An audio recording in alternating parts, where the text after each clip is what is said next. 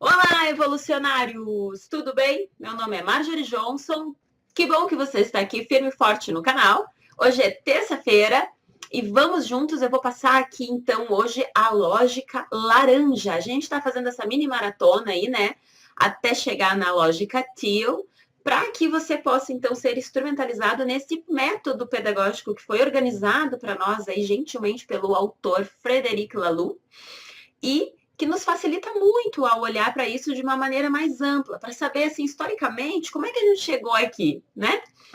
Então, assim, eu organizei aqui a lógica laranja, que é basicamente a lógica que mais nós estamos vivendo hoje, né? A lógica predominante hoje do mercado é a lógica laranja. Então, eu vou começar a falar aqui para você, para ver se você identifica isso nas suas relações. Nós já passamos pela lógica vermelha, passamos pela lógica âmbar e agora chegamos na lógica laranja. Então vamos lá.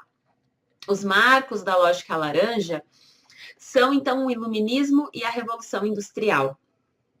Essa cognição laranja, ela abriu espaço para inovação científica, né? Então, provavelmente, se em algum momento em alguma roda assim, de amigos você falou, né, alguma coisa relacionada ao nosso modelo de trabalho atual, que de repente aquilo não era muito legal, que aquilo era injusto, provavelmente alguém falou: ah, mas antes as pessoas morriam de fome, mas antes as pessoas morriam de muitas doenças. Então, o nosso método de trabalho gerou a indústria farmacêutica, gerou a indústria química, gerou uma série de remédios. Sim, a lógica laranja vem com esse benefício. Nós tivemos aí a ampliação do acesso aos alimentos, a cura de doenças, tivemos um momento de libertação. A lógica laranja nos afastou da ideia de que a autoridade detém aquela resposta correta, né? Diferente, por exemplo, do modelo vermelho. Ela nos afastou disso. Em vez disso, a gente passou a confiar na opinião especializada, porque tem uma relação com o iluminismo, né, a lógica científica. Então, a gente passou a confiar na opinião especializada para o entendimento de mecanismos complexos do mundo. A lógica laranja trouxe um saudável ceticismo em relação à verdade revelada, então a gente começou a se questionar mais e nós nos tornamos capazes de abdicar da condição em que nascemos e também de romper com os pensamentos, comportamentos que o nosso gênero ou nossa classe social impôs em alguns períodos anteriores, né, onde a gente viu uma estratificação social, como eu trouxe para você na lógica âmbar. Algumas das sombras, então, que a gente localiza na lógica laranja é a ganância corporativa, as políticas de curto prazo, a superespeculação, o excesso de consumo, a exploração inconsciente dos recursos, ecossistemas e do planeta. Vou trazer aqui para vocês os arquétipos, né? A gente viu que na lógica vermelha a gente tinha como arquétipo as gangues de rua, a máfia. Na lógica âmbar a gente tinha ali a Igreja Católica, as Forças Armadas, o sistema de ensino público. E agora, na lógica laranja, a gente tem aí as corporações globais. Né? Pensa aí, sei lá, Nike, Coca-Cola, certo? Lógica laranja. Então, as mudanças que a gente percebeu. Em relação à inovação, a gente então abre um mundo de possibilidades, onde o que ainda não é pode vir a ser. Então, a gente tem essa noção de que as coisas não são, mas elas podem vir a ser. Então, a gente pode questionar o status quo e formular maneiras de melhorar a partir dele. A mudança e a inovação não são mais ameaças, mas sim oportunidades. Lembra que na lógica âmbar isso era ameaça? Então, agora a gente começa a enxergar como oportunidade. Essa era de inovação abasteceu a riqueza, a diversificação de produtos, a invenção de departamentos como pesquisa e desenvolvimento, marketing, gestão de produtos, coisas que não existem até hoje nas empresas de lógica âmbar. Enquanto a âmbar era inteiramente voltada para processo e repetição de processos, a laranja se volta para processo e projetos. Então a gente tem aí essa visão dos projetos que entram no jogo, né? De comando e controle, então, a gente passa para uma visão de previsão e controle.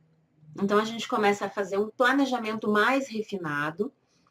A gente faz planejamento estratégico, planejamento semestral, ciclo de orçamento anual, começa a ter indicador de performance, né? A previsão de comportamento de demanda, começa a ter uma visão de previsão de futuro, assim, através dessa lógica laranja que antes não era vislumbrado. Então, na lógica laranja também a gente começa a ter gestão por objetivos. A gestão por objetivos, ela é uma gestão executiva que formula uma direção geral e transmite abaixo, né, para os níveis hierárquicos abaixo, os objetivos e as metas. Então, a gente tem objetivos, tem metas e tem incentivos. A ideia é que na lógica âmbar existia só o chicote. Agora, na lógica laranja, tem o chicote, mas tem a cenoura. Sim, agora tem a cenoura. Então, entre os incentivos, né, a gente vai ter aí prêmio de qualidade, bônus, PPR, né? Entra esse cenário de incentivos em jogo. Só que a gente pode perceber que nem sempre as organizações laranja cumprem essas promessas das premiações, porque o medo do ego, ele geralmente boicota as boas intenções. Então, tem muitas empresas que fazem acordos de premiações, de participação nos resultados e acabam não cumprindo. Outro exemplo de limitação, então, encontrada na lógica laranja é que, embora os líderes entendam que muitas decisões precisam ser passadas para baixo, então eles estão lá no topo da pirâmide hierárquica e precisam passar para baixo algumas decisões para incentivar a inovação, que afinal de contas está mandando no processo, e para incentivar os funcionários, para eles se motivarem, os líderes têm essa consciência. Só que na prática, o medo que os líderes têm de abrir mão do controle acaba triunfando sobre a habilidade de confiar e delegar as decisões. Então, como um resultado disso, continua-se tomando as decisões no topo sobre algumas coisas que seriam bem melhores geridas se estivessem nas mãos do operacional. A mudança da estratificação âmbar, então, para o laranja, que é mais meritocrático, deu origem às práticas modernas de recursos humanos. Então, se iniciou com a visão laranja. Então, as pessoas deixam de lado um desejo de um emprego vitalício e esperam subir de posição na empresa ou fora dela. Então, vocês lembram, na visão âmbar tinha aquela noção de emprego vitalício, né? As empresas âmbares ainda funcionam assim. Já na visão laranja, as pessoas querem subir de posto, elas querem crescer. Então, essa visão de subida faz com que muitas vezes as pessoas troquem de empresa. E aí, do código de vestimenta que eu havia comentado, a gente passa a ter então uma máscara social.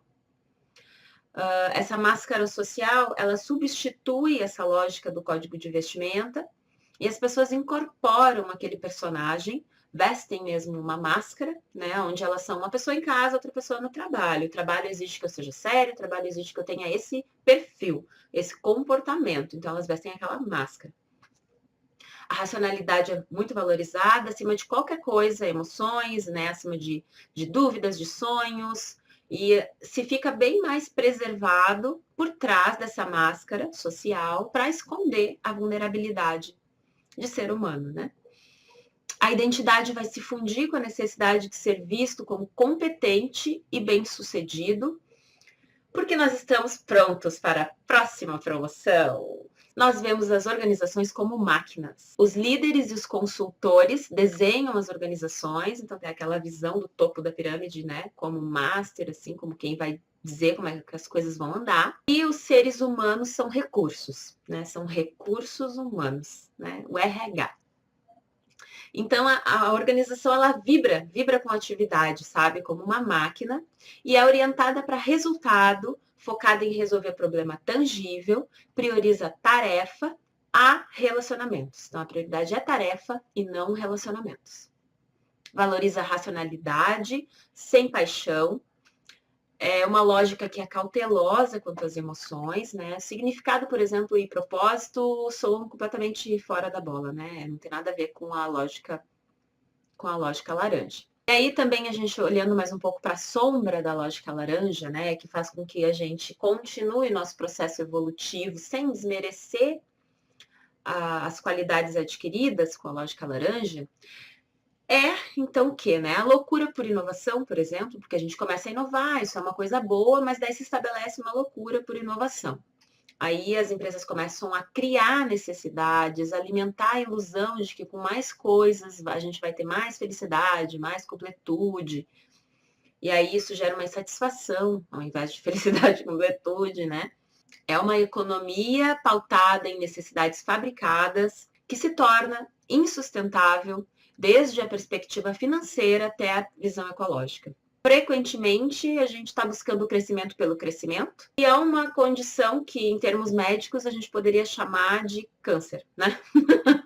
Dentro dessa lógica também, como sombra, a gente fica refém de buscar o topo, a gente está sempre tentando encontrar o topo e experimentando um vazio por conta disso. Bom, e aí a gente vê que a ganância ela gera alguns escândalos.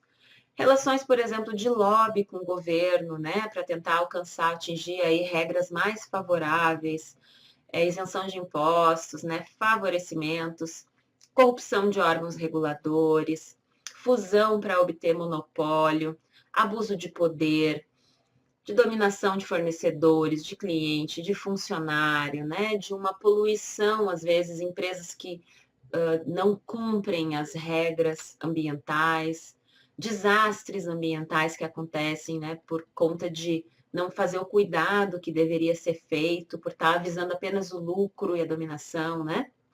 A gente tem aí um exemplo terrível que aconteceu no Rio Doce com a Samarco, né? Tá estampado aí a morte de um rio na nossa sociedade, né? Uma coisa péssima, que é fruto dessa lógica também. Então, assim, né? Tem luz, tem sombra, e é importante que a gente olhe para isso, né, com seriedade, né, que não fique aí inconsciente, que a gente possa clarear isso, ter uma linguagem para conversar sobre isso, que não seja simplesmente enaltecendo o fato de a gente não estar passando fome, morrendo de doenças, né? Mesmo nós estamos num outro momento, nós podemos olhar para isso de uma maneira analítica, utilizar o que é bom e ver o que pode melhorar.